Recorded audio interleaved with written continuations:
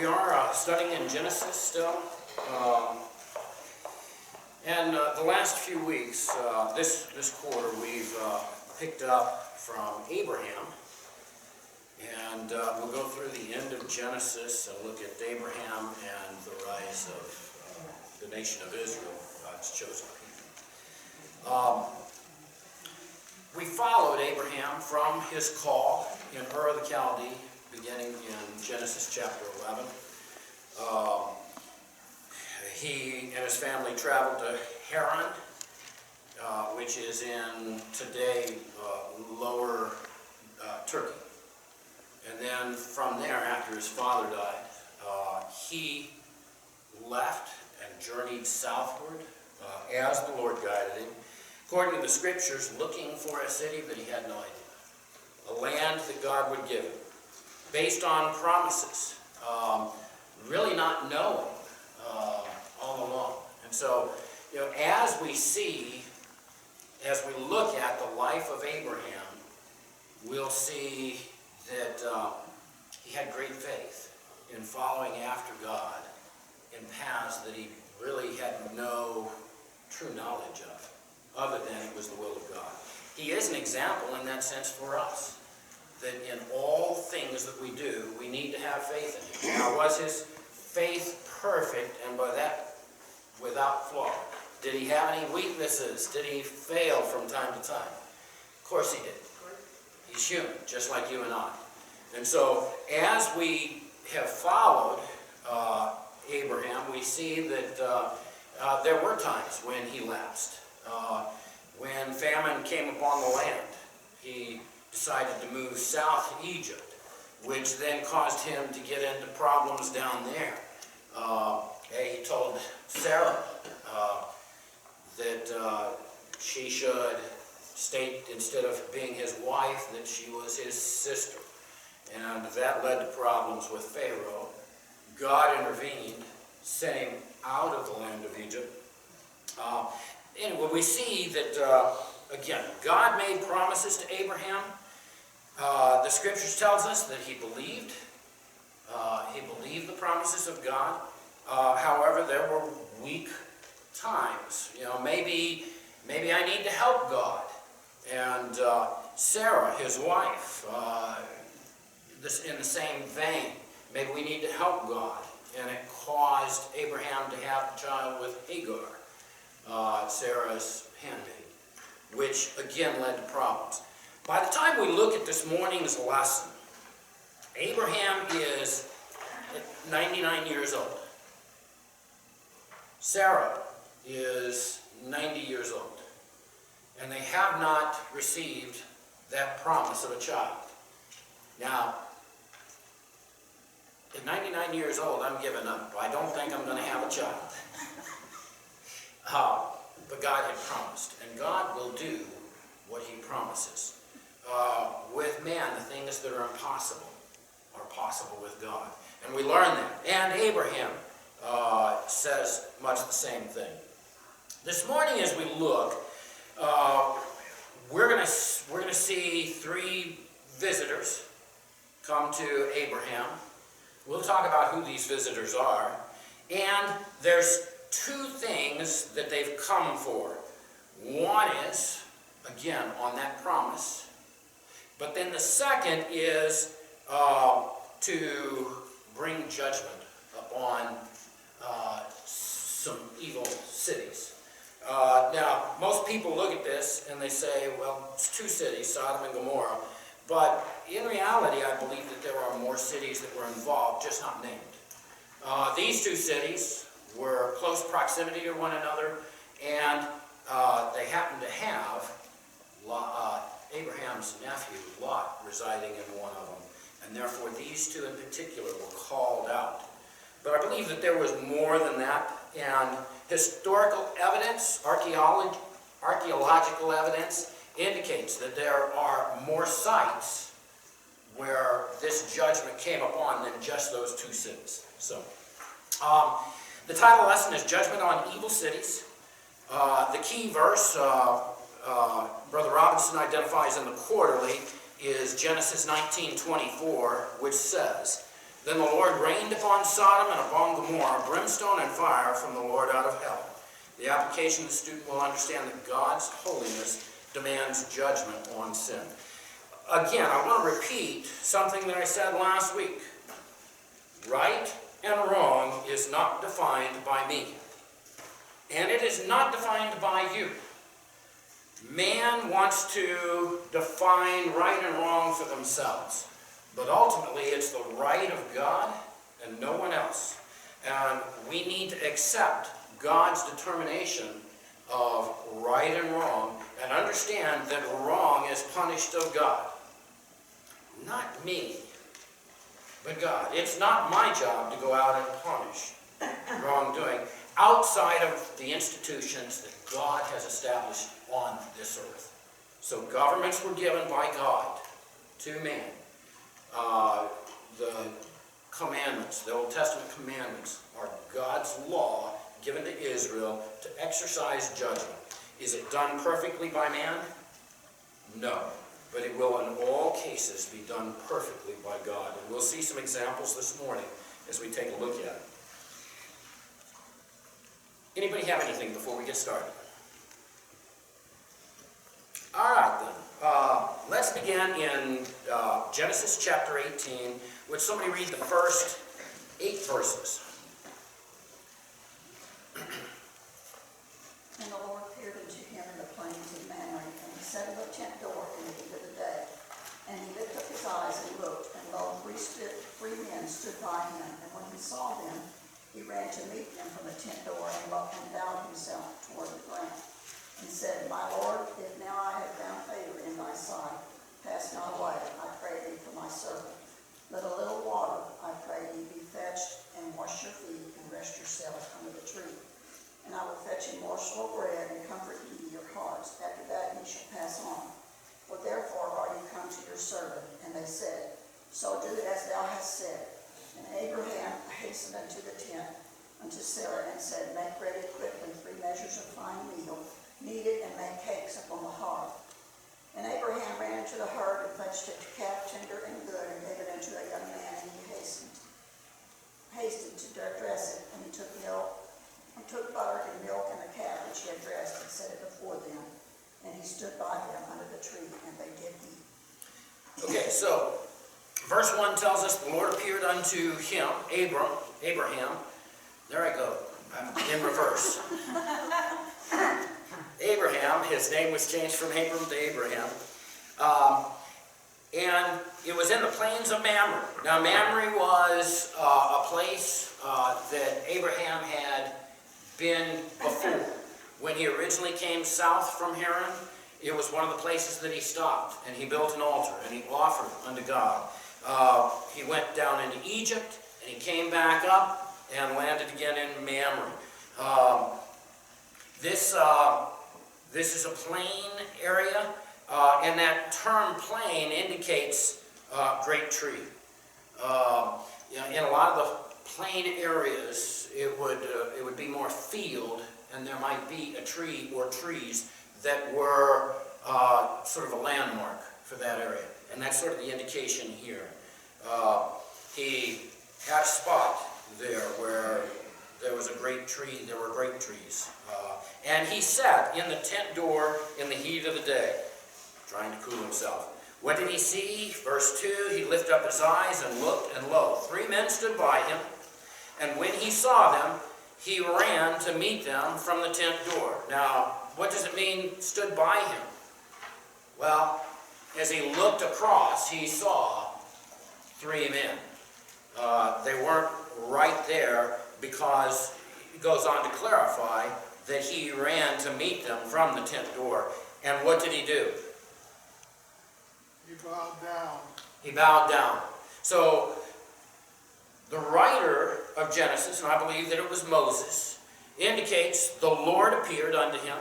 He bowed down, which would be appropriate if this is the Lord.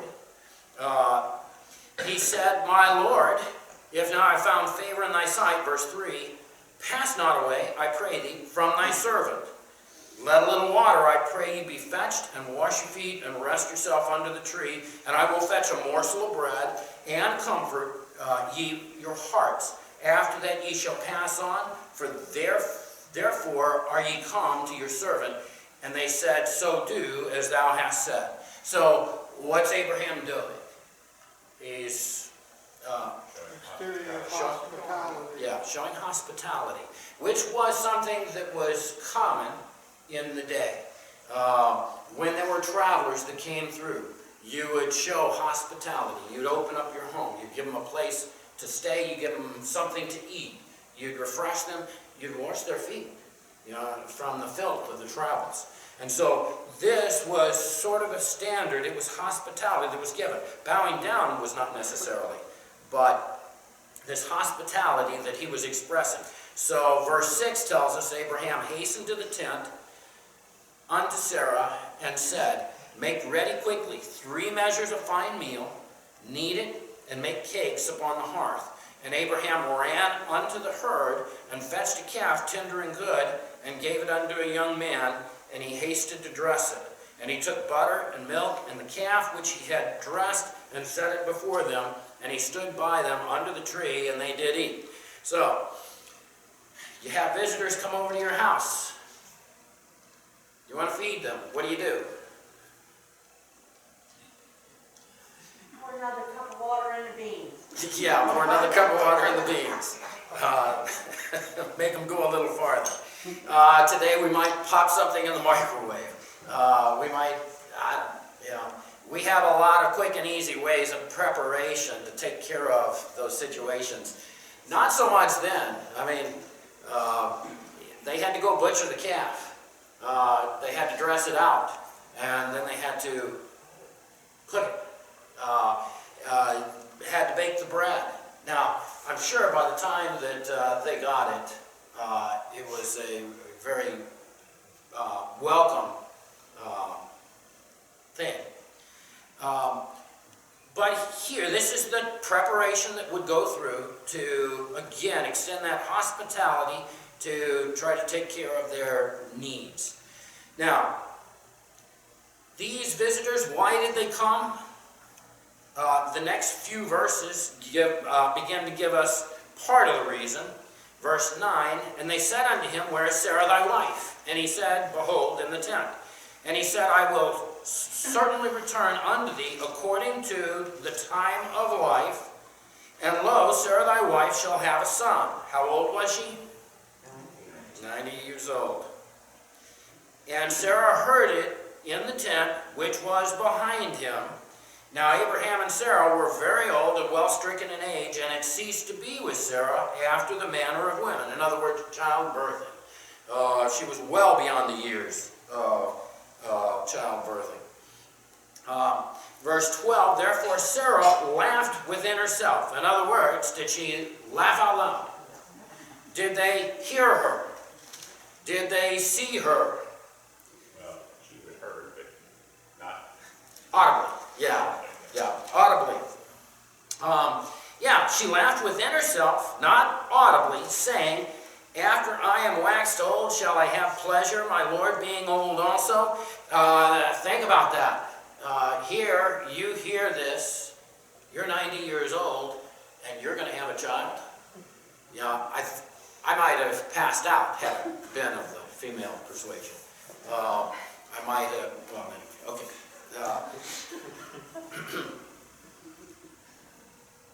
So she laughed within herself, not audibly. Verse 13, and the Lord said unto Abraham, wherefore did Sarah laugh, saying, shall I of a surety bear a child which am old? Is anything too hard for the Lord? At the time appointed I will return unto thee according to the time of life, and Sarah shall have a son. What did Sarah do? Verse 15, she denied, saying, I laughed not, for she was afraid. And he said, nay, but thou didst laugh. How did this person know? It's God. It's God. Or, to be more specific, Jehovah. Pre-incarnate. Son of God. Jesus Christ. All-knowing. So, any comments on that? We moved through that fast, didn't we? Does that surprise you? Maybe you're laughing, but not audibly. All right. I wanted to move on into the next section because these are, what we just looked at was continuation of promises that God had given, how many years before? 24 years before now? I think Abraham was 75 when the promise of the son was given. And so we've seen those promises. He continues to assure them, reassure them. But then we pick up the second reason for the visitors. Verse 16. And the men rose up from thence and looked toward Sodom, and Abraham went with them to bring them on the way. And the Lord said, Shall I hide from Abraham that thing which I do? Seeing that Abraham shall surely become a great and mighty nation, and all the nations of the earth shall be blessed in him. For I know him, that he will command his children and his household after him, and they shall keep the way of the Lord to do justice and judgment, that the Lord which he hath spoken of him. And the Lord said, Because the cry of Sodom and Gomorrah is great, and because their sin is very grievous, I will go down now and see whether they have done altogether according to the cry of it, which is come unto me, and if not, I will know. So, here we see the second reason, and that's because of these two cities in particular that are named here. And again, I believe there were other cities. It indicates it later on in our reading that there were other cities. But again, historical evidence, archaeological evidence gives also the same indication. They rose up, they looked towards Sodom. The Lord ponders, Shall I hide from Abraham that thing which I do? What was that thing that he was going to do? Destroy Yes. Sodom and Gomorrah. Two cities specifically called out, Sodom and Gomorrah, because of prevalent sin, exceeding wickedness. What is that sin? Well, we'll see at least part of it as we continue on. Why does the Lord share this information? Eventually he does in verse 20. The Lord said, Because the cry of Sodom and Gomorrah is great, because their sin is very grievous, I will go down now and see whether they have done altogether according to the cry which has come unto me, and if not, I will know. Why does Jehovah share this information with Abraham?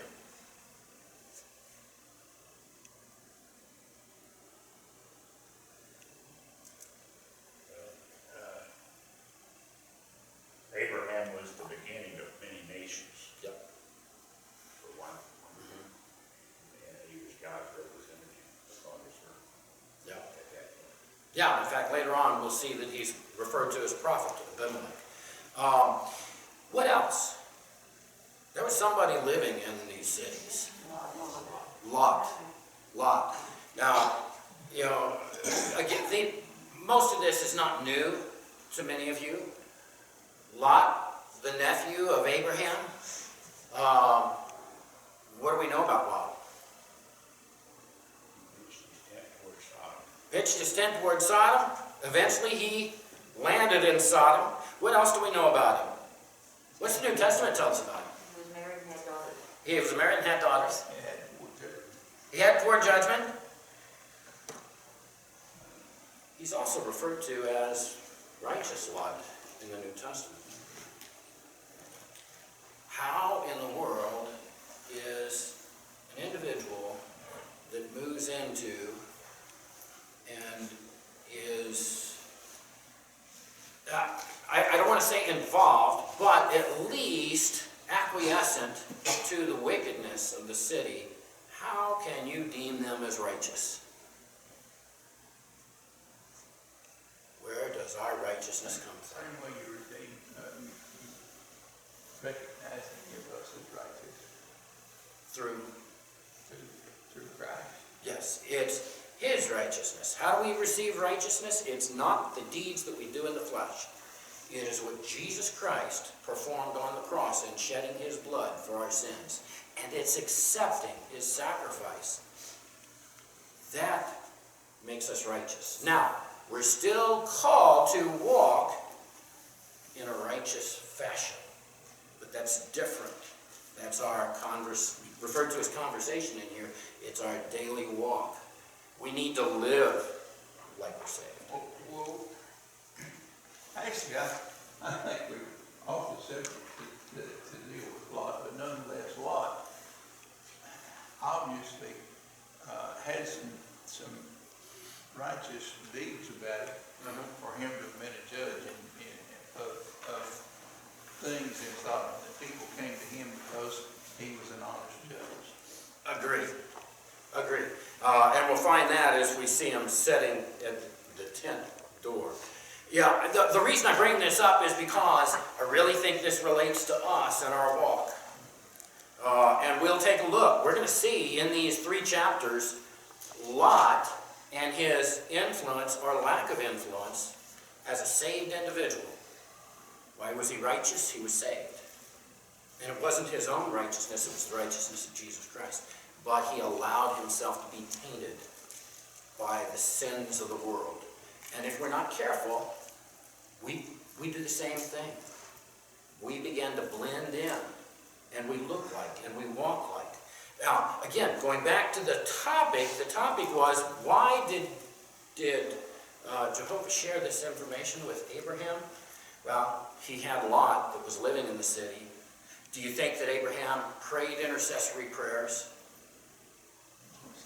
He prayed for everybody there. Yep, that's right. And in fact, we'll see that also. Prayer is communication with God. And throughout this, he says, if will you spare the city if there's 15, 25. Probably the reason that God shared this with Abraham is because everybody in the country is going to know what happened, or what happened to the city. God wants Abraham to know why. I mean, God has always dealt with his people. I want you to know why. Yeah. So, I think there very well may have been several reasons for it. One, as a witness, to know the explanation behind it. All right, the other reason is we see in several scriptures, 2 Chronicles 20 and 7, we won't turn there, and James 2:23, Abraham is identified as a friend of God. Now, that's a unique designation for an individual. He was specifically called out, both in Old Testament and in New Testament, as a friend of God. And here we see that there are several occasions in which God personally visited Abraham, along with messengers, angels, to talk to Abraham, to deal with Abraham directly. And this is another example of it. All right. It goes on, verse 22. And we're not going to read through the rest of this chapter, but just the first part of it, and then maybe the last couple verses. Beginning in verse 22, and the men turned their faces from thence. These are the 3 and Abraham, and went toward Sodom, but Abraham stood yet before the Lord. And Abraham drew near and said, wilt thou also destroy the righteous with the wicked? And this is what Brother Evans referred to. If there are righteous people in Sodom and Gomorrah, are you still going to destroy? Are you going to destroy them with those that are sinful? Is the question of Abraham. Verse 24, he continues, peradventure there be 50 righteous within the city. Wilt thou also destroy and not spare the place for 50 righteous that are therein? That be far from thee to do after this manner, to slay the righteous with the wicked, and that the righteous should be as the wicked, that be far from thee, shall not the judge of all the earth do right? And the Lord said, if I find in Sodom 50 righteous within the city, then I will spare all the place for their sakes. From there, we see this conversation continuing. Abraham then says, what about for 45? What about for 40? What about for 30? What about for 20? And then finally, what about for 10? And the answer with these each, verse 32, and he said, this is Abraham, "Oh, let not the Lord be angry, and I will speak yet but this once. Peradventure 10 shall be found there. And he said, I will not destroy it for 10's sake." Now, I don't know the size of these cities.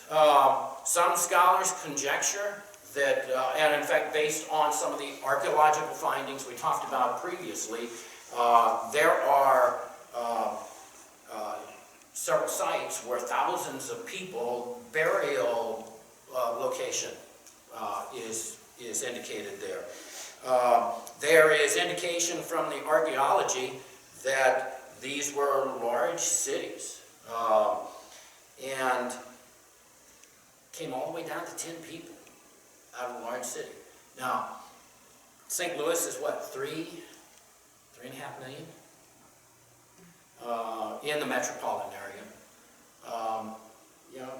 Think of, if God was going to destroy St. Louis due to its wickedness, how many people righteous would he spare it for? I don't know.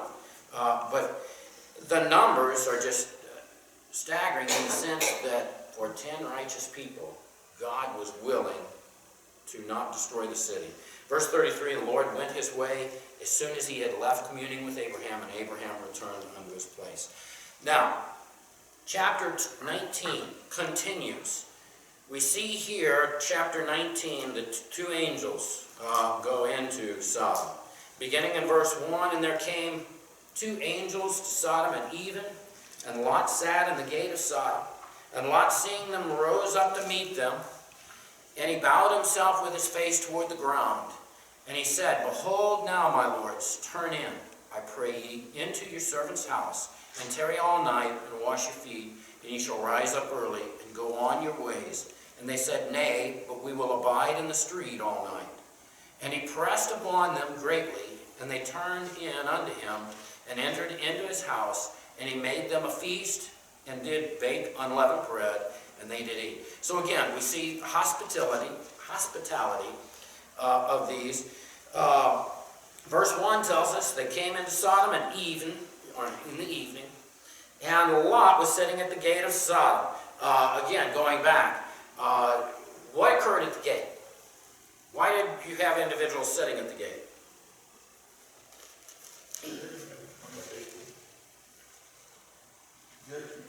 Judgment between people. Yeah. Commerce, business, judgment, contracts. It was a place where things happened there at the gate.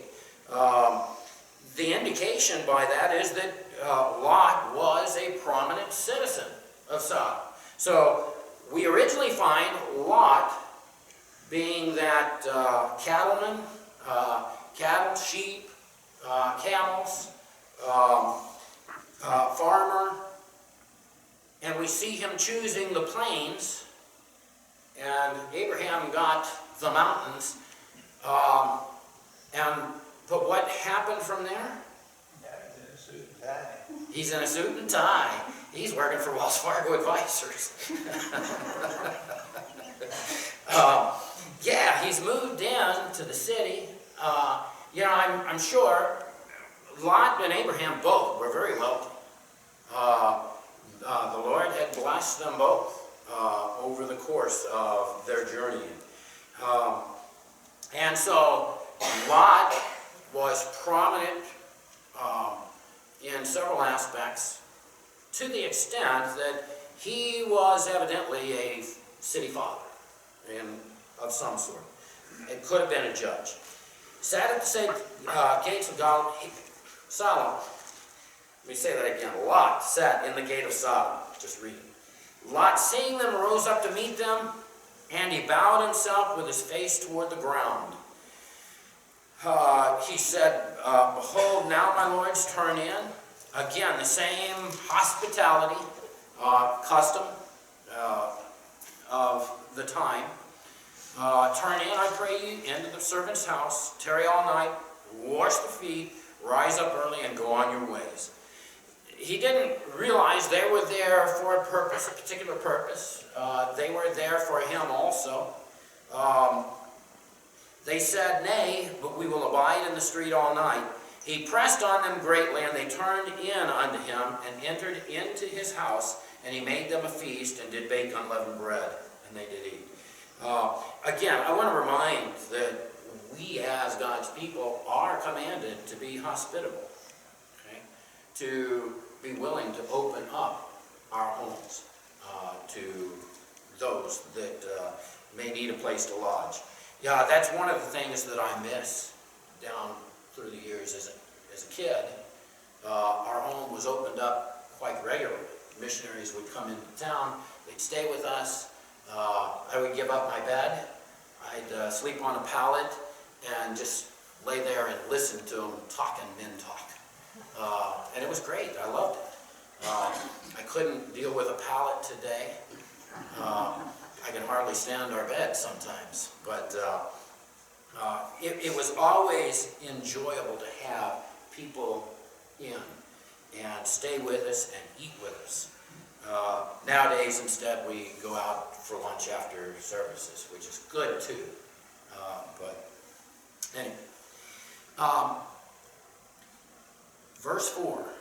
Before they lay down, the men of the city, even the men of Sodom, compassed the house round, both old and young, all the people from every quarter. And they called unto Lot, and said unto him, Where are the men which came in to thee this night? Bring them out unto us, that we may know them. And Lot went out at the door unto them, and shut the door after him, and said, I pray you, brethren, do not so wickedly. Behold, now I have 2 daughters which have not known man. Let me, I pray you, bring them out unto you, and do ye to them as is good in your eyes. Only unto these men do nothing, for therefore came they under the shadow of my roof. Let's pause there and go back and sort of talk through this. So we have all of these men of Sodom, and again, the indication is it was a large city. Compassed around the house. They had engulfed the streets. They were around the house. And what were they demanding? The two people that came. Yes, the 2 men. So these 2 men, now they appeared as men, but what were they really? Angels. Angels. And we find that angels can appear as men. We're told in the New Testament that they may appear unto us unawares, not knowing. Well, also too, they ate, so they had what they had. Yeah. Put on fleshly body. Yep, that's right. All right. They called unto Lot, Where are the men which came in to thee this night? Bring them out unto us, that we may know them. Now, what does it mean, know them? Sexual relationship. Yes, carnally. The same word is used in Genesis chapter 4 and verse 1.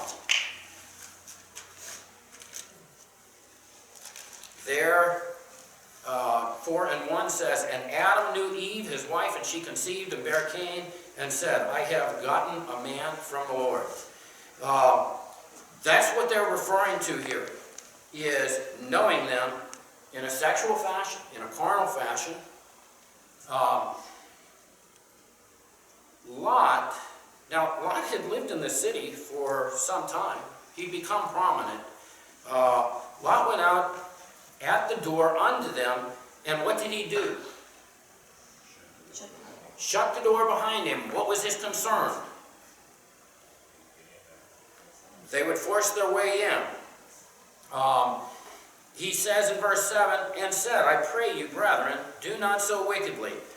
What was Lot identifying their actions as? Wicked. That's why he didn't want the angels to stay outside in the first place. That's it. That's right. In verse 3 it says, And he pressed upon them greatly. And they turned in unto him and entered into his house. And he made them a feast and did bake unleavened bread, and they did eat. But he pressed upon them greatly, in verse 3. He was concerned then about bringing them in. Now, this is a political, our nation today, this is homosexuality, right? What does the Bible teach about homosexuality? It's wrong. If you believe the Bible is very clear about homosexuality. There is no question in the Scripture. Now, man-made religion, chasing after their own rights and wrongs, there are some that have softened their stance on it, and there are others that have completely endorsed homosexuality in all facets. But if you're going to stay true to God's right and wrong, which is truly the only right and wrong, homosexuality is wrong. It's very specific in the Scriptures. In fact, go over to Leviticus 18, 22 through 30.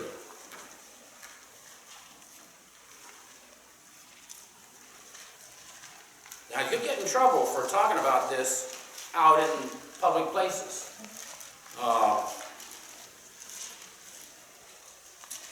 Leviticus 18, 22 through 30. Thou shalt not. What does that sound like? That's a law. This was the law that was given to Moses unto Israel. Verse 22, Thou shalt not lie with mankind as with womankind. It is an abomination. What's it talking about there? Homosexuality. Neither shalt thou lie with any beast to defile thyself therewith. Neither shall any woman stand before a beast to lie down thereto. It is confusion or perversion. Verse 24, Defile not ye yourselves in any of these things, for in all these the nations are defiled, which I cast out before you. In other words, the nations that were in the land before Israel, many of them that still remained, were guilty of these things. And he didn't want Israel polluted by them. Verse 25, And the land is defiled, therefore I do visit the iniquity thereof upon it, and the land itself vomiteth out her inhabitants. Ye shall therefore keep my statutes and my judgments, and shall not commit any of these abominations, neither any of your own nation, nor any stranger that sojourneth among you. For all these abominations have the men of the land done, which were before you, and the land is defiled, that the land spew not you out also, when ye defile it, as it spewed out the nations that were before you. For whosoever shall commit any of these abominations, even the souls that commit them, shall be cut off from among their people. Therefore shall ye keep mine ordinance, that ye commit not any one of these abominable customs which were committed before you, and that ye defile not yourselves therein. I am the Lord your God. Do you have any confusion as to what he's saying? The law that was given, the instruction? Shouldn't. It's pretty clear there. Now, what was the penalty for it? If you go over to 20 and 13, you'll see that the penalty was death. So, does God take a strong stance against homosexuality? Absolutely. We see in Romans chapter 1, 24 through 27. You can turn over there. If you think, well, that's the Old Testament. Romans chapter 1, beginning at 24.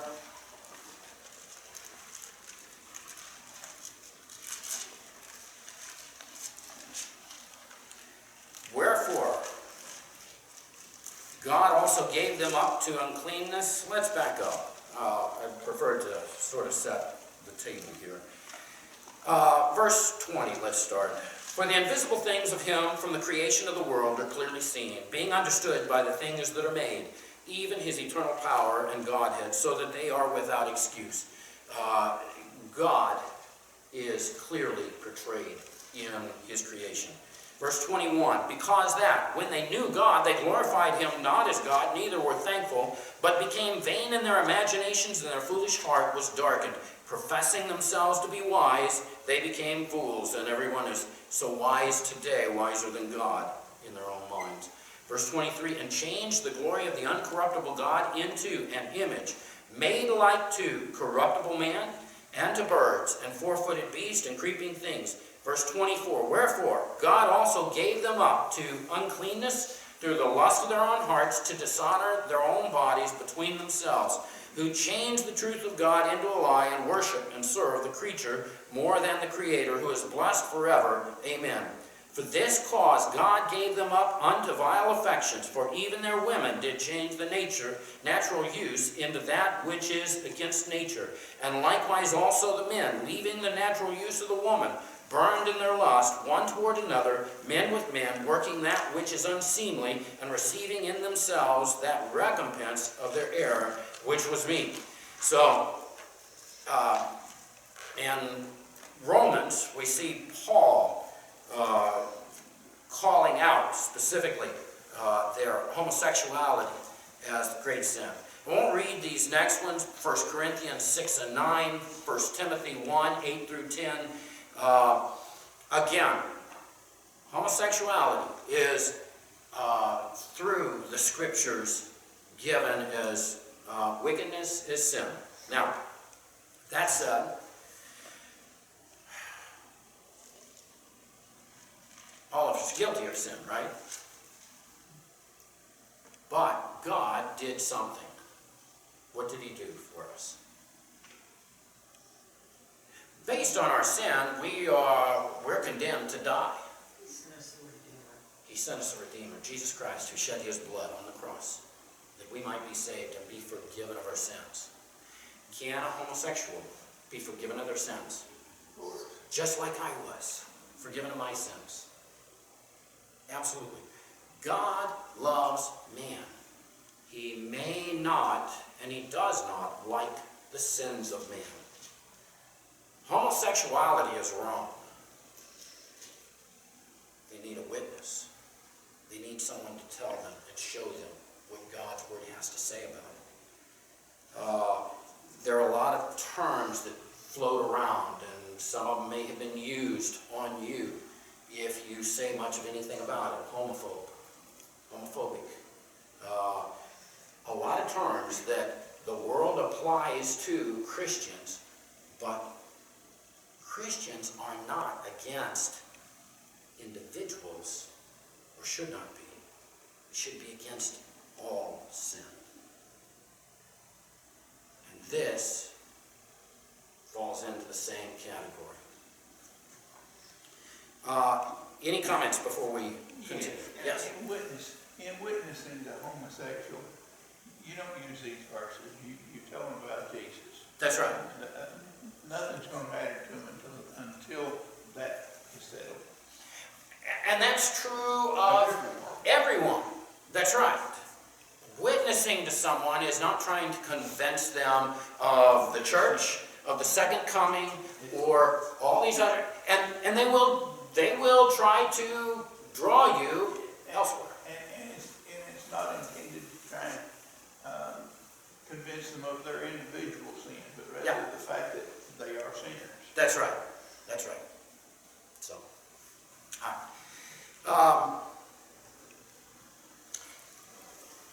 so going back, verse 4, before they lay down, the men of the city, even the men of Sodom, compassed the house round, both old and young, all the people from every quarter. They called unto Lot and said unto him, where are the men which came in to thee this night?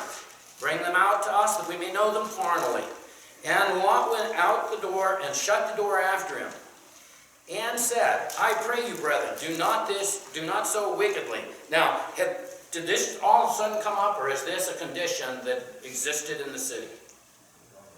It already existed. That's the reason that... They had to know that it existed. That's right. That's why he was being so careful that when he said, come inside, don't stay outside. Yeah.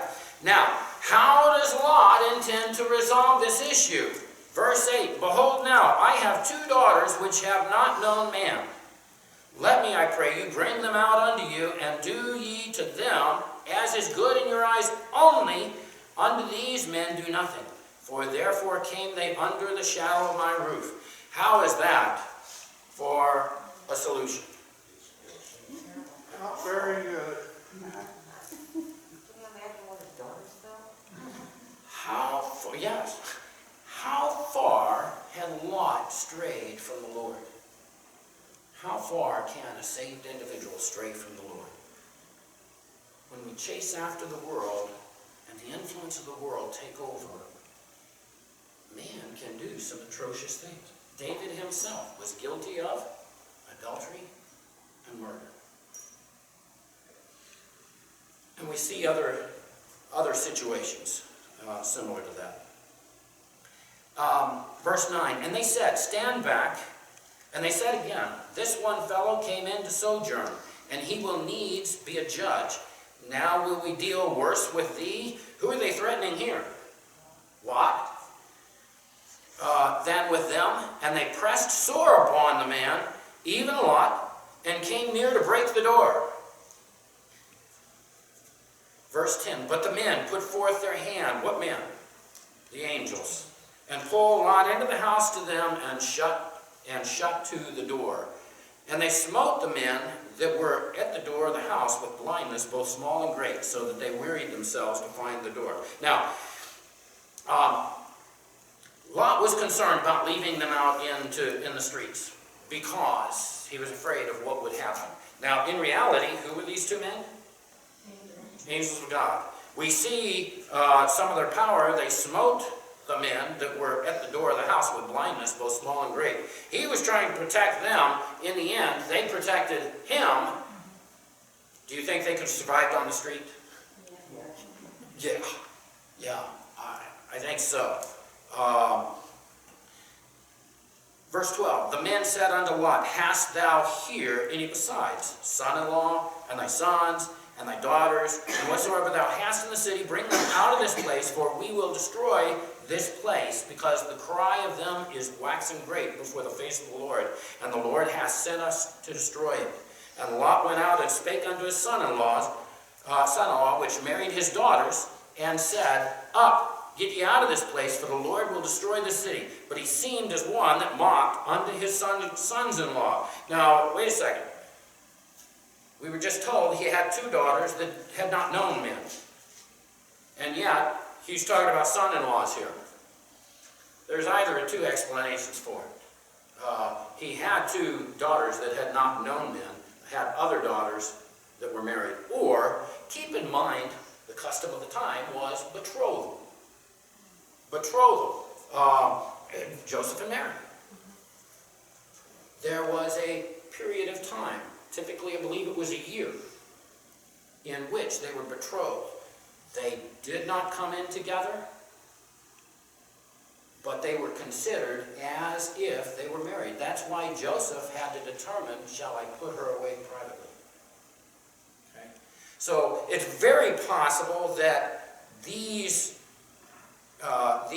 virgins were not yet married in the sense of consummating, but were in that betrothal period, and therefore they were considered son-in-laws, daughters, but had not consummated.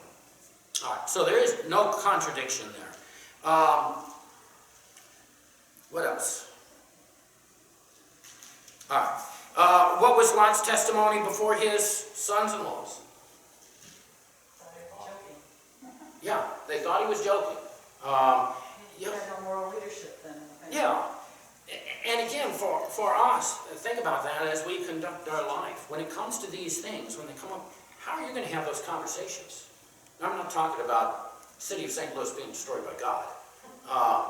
But I'm talking about when you need to sit down and have serious conversations about things of God, but your life doesn't match what you're trying to tell them. What do you mean you have a relationship with God? You've never shown that before. It's important that we walk consistently in the will of God, showing with our actions, not just our words, what we believe. All right. Comments or thoughts before we move on? We're running short on time. Verse 15, and when the morning arose, then the angels hastened to Lot, saying, arise, take thy wife and thy two daughters, which are here, lest thou be consumed in the iniquity of the city. And while he lingered, the men laid hold upon his hand, and upon the hand of his wife, and upon the hand of his 2 daughters, the Lord being merciful unto him, and they brought him forth and set him without the city. So, they're warned, they're told, arise and take the wife and the daughters, the 2 daughters. The son-in-laws refused. They didn't believe it. Verse 16, what's Lot's reaction? They're on the first phrase. He lingered. He lingered. Why did he linger? I can get my bag back. I got all my stuff. I got stuff. I mean, Lot was all about stuff, wasn't he? We sometimes get all about stuff. But what happens to stuff? You know, we were doing some driving around. We went out St. Charles and looked at lights and came back through some areas over here. And as we were driving through, we were talking about the tornado, the F5 that came through back whenever, and the destruction that it created. People had stuff. What happened to the stuff? It was destroyed. If they walked away with their lives, and that was fortunate, none were killed in that tornado in through here. If they walked away with their lives, they were fortunate. Stuff can be replaced. But we're told, in fact, Abraham was called to a city. Did he ever attain that city? No. Whose builder and maker is God. That city is the New Jerusalem. For us that are saved, the things that we should place our priorities on are where? The things of heaven. The things of this earth, position, power, wealth, 4K TVs. We just got one. That's why I said it. You know, those things are going to go away. You know, we thought we had a nice TV with our old TV for a long time, and it's obsolete. I watched for years. I was out on my own and still watching a little 19-inch black and white TV, and I thought that was fine. Now we got to have everything fancy, the best gaming stuff, or whatever. I don't know what it is anymore. But anyway, stuff. He lingered because his heart was on the stuff. The angels had to take them by the hand and lead them out. We're winding out of time. Basically, to summarize, as they get out of the city and away from the destruction, what happens with Lot's wife? Her heart was still there. She turned, and what did it cost her? Her life. Now, what happened to Sodom and Gomorrah? Well, it talks about fire and brimstone. Some believe that it was a meteorite shower that struck and burned it up. There are others that believe it was volcanic activity. I tend to lean toward that, but I will tell you this, it was the hand of God. By whatever means he chose. And again, the indication from the scriptures is not just Sodom and Gomorrah, but the other cities of the plain, with the exception of one by the name of Zoar, which Lot said, Lot was told, go up in the mountains. Instead, he said, let me go over here. It's a little insignificant place.